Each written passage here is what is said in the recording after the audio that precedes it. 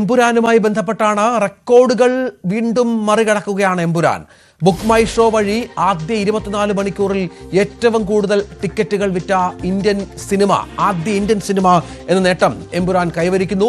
6,45,454 ടിക്കറ്റുകളാണ് 24 മണിക്കൂറിൽ വിറ്റഴിച്ചത്. 3,30,30,000 ടിക്കറ്റുകൾ ബുക്ക് ചെയ്ത പ്രഭാസിന്റെ ചിത്രം കൽക്കിയായിരുന്നു ഇതുവരെ ഈ റെക്കോർഡിന് ഉടമ. ആദ്യ മണിക്കൂറിൽ ഏറ്റവും കൂടുതൽ ടിക്കറ്റുകൾ വിറ്റതിന്റെ റെക്കോർഡും എമ്പുരാൻ ഇന്നലെ തിരുത്തിയിരുന്നു. MS ഹരീഷൻ ഏറ്റവും പുതിയ വിവരങ്ങളുമായി ചേരും. ഹരി, ഇത് ഈ ഓരോ ദിവസവും കഴിഞ്ഞ കുറേ ദിവസങ്ങളായി നമുക്ക് എമ്പുരാന്റെ റെക്കോർഡുകൾ മാത്രമാണ് ചർച്ച ചെയ്യാനുള്ളത്.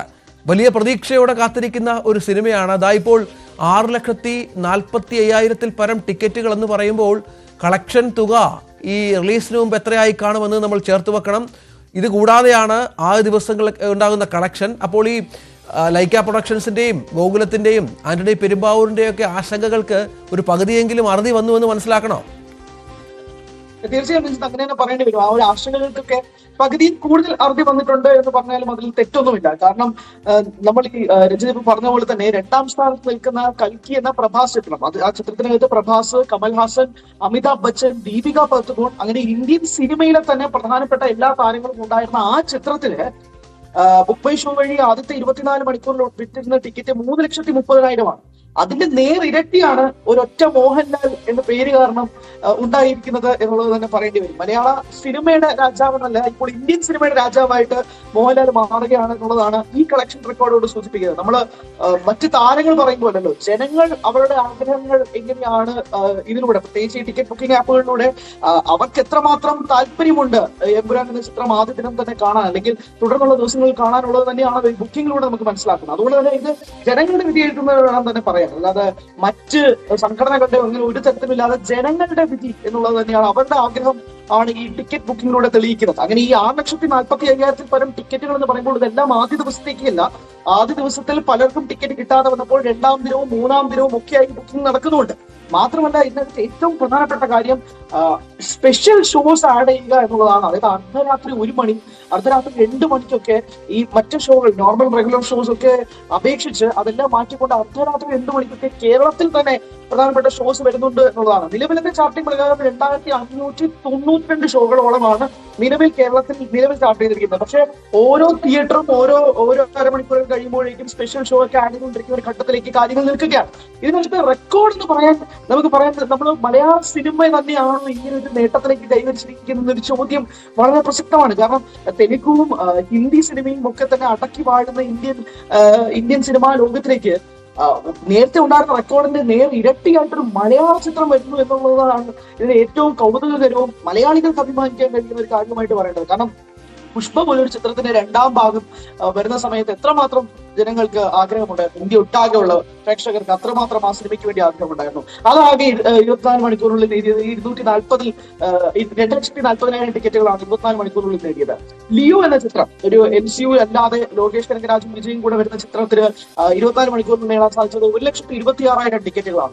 അതെല്ലാം പൊളിച്ചുകൊണ്ടാണ് ഇത്രയും വലിയ ബ്രാൻഡ് വാല്യൂകളും സ്റ്റാർ നെയിംസും ഒക്കെ ഇന്ത്യൻ സിനിമാ ലോകത്തെ പറ്റി സംസാരിക്കുന്നിടത്താണ് മലയാളത്തിന്റെ ചെറിയൊരു ഇൻഡസ്ട്രി, മോളിവുഡ് പോലുള്ള ചെറിയ ഇൻഡസ്ട്രിയിൽ നിന്ന് മോഹൻലാൽ പൃഥ്വിരാജ് ചിത്രമായ ലൂസിഫറിന്റെ 2ാം ഭാഗം എമ്പുരാന് വേണ്ടിയിട്ട് ചെറിയ, നമുക്ക് മലയാളത്തിൽ നിർമ്മിച്ച ഒരു സിനിമയാണ് എന്ന് കരുതി നമുക്ക് ചെറിയ ചിത്രമാണെന്ന് പറയാൻ സാധിക്കില്ലല്ലോ ഹരി. മറ്റൊരു പ്രധാനപ്പെട്ട കാര്യം, പാൻ ഇന്ത്യ തലത്തിൽ ഇവർ ഈ സിനിമയുമായി ബന്ധപ്പെട്ട് നടത്തിയ ഒരു പ്രചരണമുണ്ട്. മറ്റ് ഭാഷകളിലൊക്കെ റിലീസ് ചെയ്യുന്നുണ്ട്. പൃഥ്വിരാജ് എന്ന സംവിധായകന്റെ ഒരു പാൻ ഇന്ത്യ പ്രഭാവമുണ്ട്.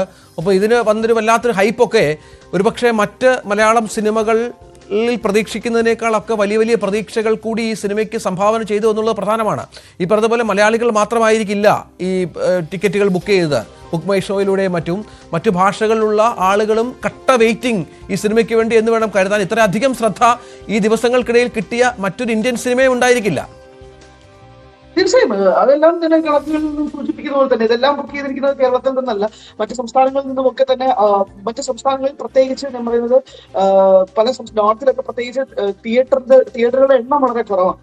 ഏറ്റവും കൂടുതൽ ഭൂരിഭാഗം ഉള്ളത് കേരളത്തിലും തമിഴ്നാട്ടിലും ബാംഗ്ലൂർ കർണാടകയിലും ഒക്കെ തന്നെയാണ്. അപ്പോൾ ഈ നോർത്തിലേക്ക് വരുമ്പോഴേക്കും തിയേറ്ററുകളുടെ എണ്ണം താരതമ്യേന കുറവാണ് എന്നുള്ളത് പറയേണ്ടതാണ്. പക്ഷെ സൂചിപ്പിച്ചതുപോലെ തന്നെ ഈ മലയാളം ഇൻഡസ്ട്രി ഒരു ചെറിയ ഇൻഡസ്ട്രിയാണ് എന്നതാണ് സൂചിപ്പിച്ചത്. എമ്പുരാൻ പോലും വലിയ ബിഗ് ബഡ്ജറ്റ് സിനിമയിലേക്ക് വരുമ്പോൾ പോലും ഇന്നലെ പൃഥ്വിരാജ് പറഞ്ഞതുപോലെ തന്നെ ഒരു 100 കോടി രൂപ ബഡ്ജറ്റ് ഇട്ട് കഴിഞ്ഞാൽ അതിനകത്ത് 80 കോടി രൂപയും ആർട്ടിസ്റ്റുകളുടെ പ്രതിഫലവും 20 കോടി രൂപ മേക്കിങ്ങിന് വേണ്ടി മാത്രം ചെലവാക്കുന്നതല്ല. ഇതിനകത്ത് മുഴുവൻ ഇൻവെസ്റ്റ്മെന്റ് മേക്കിങ്ങിന് വേണ്ടിയിട്ടാണെന്ന് പറയുമ്പോൾ പോലും അതിൽ പ്രധാനപ്പെട്ട വലിയ സൂപ്പർ താരങ്ങളൊക്കെ തന്നെ അവരെയൊക്കെ തിരുത്തി പറയുന്ന രീതിയിലേക്ക് തന്നെയാണ് പൃഥ്വിരാജിന്റെ സ്റ്റേറ്റ്മെന്റ്. കാരണം ഈ വലിയ ചിത്രങ്ങളൊക്കെ നമ്മൾ പറയുമ്പോൾ പോലും അതിൽ ഭൂരിഭാഗവും പോകുന്നത് ഈ താരങ്ങളുടെ ശമ്പളത്തെ കുറിച്ചാണെന്ന് എന്നുള്ളൊരു വാദത്തെ തന്നെ പൃഥ്വിരാജ് അനുകൂലിക്കുകയും ചെയ്യുന്നുണ്ട്. അത് തന്നെയാണ് അദ്ദേഹം കഴിഞ്ഞ ദിവസവും വന്ന് പറഞ്ഞത്. പിന്നെ അവരുടെ ഈ പാൻ ഇന്ത്യ ഒട്ടാകെ തന്നെ കഴിഞ്ഞ ദിവസങ്ങളിൽ മുംബൈയിൽ നടത്തിയ പ്രൊമോഷൻ പരിപാടികൾ, ഐമാക്സിന് വേണ്ടിയിട്ട് ട്രെയിലർ സ്ക്രീൻ ചെയ്യുന്നത് ഉൾപ്പെടെയുള്ള കാര്യങ്ങളെല്ലാം തന്നെ ഒരു ഓൾ ഇന്ത്യ പ്രൊമോഷനിലേക്ക് ഈ സിനിമ കൊണ്ടെത്തിച്ചതും എല്ലാം തന്നെ ഈ ടിക്കറ്റ് ബുക്കിങ്ങിന് ഗുണകരമായി മാറിയിട്ടുണ്ട് എന്ന് തന്നെ പറയേണ്ടി വരും. എന്തായാലും ഈ ഒരു ഘട്ടത്തിലെത്തി നിൽക്കുമ്പോൾ ഇപ്പോഴും അത് കൂടിക്കൊണ്ടിരിക്കുകയാണ്, ബുക്കിംഗ്സ് കൂടിക്കൊണ്ടിരിക്കുകയാണ്. ആദ്യ ദിനത്തിൽ കേരളത്തിൽ നിന്ന് ഇത്രയും നേടാൻ പറ്റുമെന്നുള്ളൊരു വലിയ ചോദ്യം കൂടിയുണ്ട്. മാത്രമല്ല ഇന്ത്യൻ മാർക്കറ്റിൽ ഒരു മലയാള സിനിമയ്ക്ക് എക്സ്പാൻഡ് ചെയ്യാൻ കഴിയുന്ന ഒരു ടെറിട്ടറി എത്രയാണ് എന്നുള്ളതും കൂടി വളരെയധികം ഉറ്റു നോക്കേണ്ട കാര്യമാണ് രഞ്ജിത്ത്. കാരണം ഒരു മലയാള സിനിമയ്ക്ക് എത്ര ബൗണ്ടറി ക്രോസ് ചെയ്യാൻ സാധിക്കും. ഇന്ത്യൻ സിനിമയിൽ തന്നെ നേരത്തെ സൂചിപ്പിച്ചതുപോലെ തന്നെ നോർത്തിൽ തിയേറ്ററുകൾ കുറവാണെങ്കിൽ പോലും വരുന്ന ദിവസങ്ങളിൽ ഈ ഹൈപ്പ് കാരണം പല തിയേറ്ററുകളും ചാർട്ട് ചെയ്യാൻ സാധ്യതയുണ്ട്. അതോടൊപ്പം തന്നെ 30-ാം തീയതി സൽമാൻ ഖാൻ ചിത്രമായ സിക്കന്ദർ റിലീസ് ആവുന്നുണ്ട്. അപ്പോൾ നോർത്ത് ഇന്ത്യൻ ബെൽറ്റിൽ സൽമാൻ ഖാൻ ചിത്രം ഉണ്ടാക്കാൻ കഴിയുന്ന ഓണം എത്രയാണ് നമുക്ക് ഊഹിക്കാമല്ലോ. ആ സൽമാൻ ഖാൻ ചിത്രത്തെ പോലും വെട്ടിച്ചുകൊണ്ടാണ് അവിടെ എമ്പുരാൻ പോലൊരു ചിത്രം നോർത്തിൽ നേടുന്ന നേട്ടം എന്ന് പറയുന്നത് നിസ്സാര കാര്യമേ അല്ല. 2 വർഷം 3 വർഷം മുമ്പ് ഇങ്ങനെയൊക്കെ സംഭവിക്കുമോ എന്ന് ചോദിച്ചു കഴിഞ്ഞാൽ പുച്ഛത്തോടെ ചിരിച്ചു തള്ളുന്ന മറ്റ് ഇൻഡസ്ട്രികളുടെ മുന്നിലേക്കാണ് വെറും 2-3 വർഷത്തെ ഗ്യാപ്പിനിടയിലേക്ക് ഒരു മലയാള സിനിമ നോർത്തിൽ പോയി അവിടുത്തെ പ്രധാനപ്പെട്ട താരത്തിന്റെ സിനിമയെ വെട്ടിച്ചുകൊണ്ട് എമ്പുരാൻ പോലൊരു ചിത്രം വരിക എന്ന് പറയുന്നത് ഒരിക്കലും നിസ്സാര നേട്ടമായിട്ട് കാണുന്നത്. അതാണ് സാഹചര്യം. ഏതായാലും എമ്പുരാൻ ഓരോ ദിവസവും ഞെട്ടിക്കുകയാണ്. ഇനി കാത്തിരിപ്പിന്റെ ഏതാനും ദിവസങ്ങൾ മാത്രം. വ്യാഴാഴ്ച രാവിലെ 6:30 മണിക്ക് ആദ്യ ഷോ പ്രേക്ഷകർക്കായി എത്തും. അതിനുശേഷം വിലയിരുത്തും എന്താകും ഇന്ത്യൻ സിനിമയിൽ എമ്പുരാൻ എന്നുള്ളത്.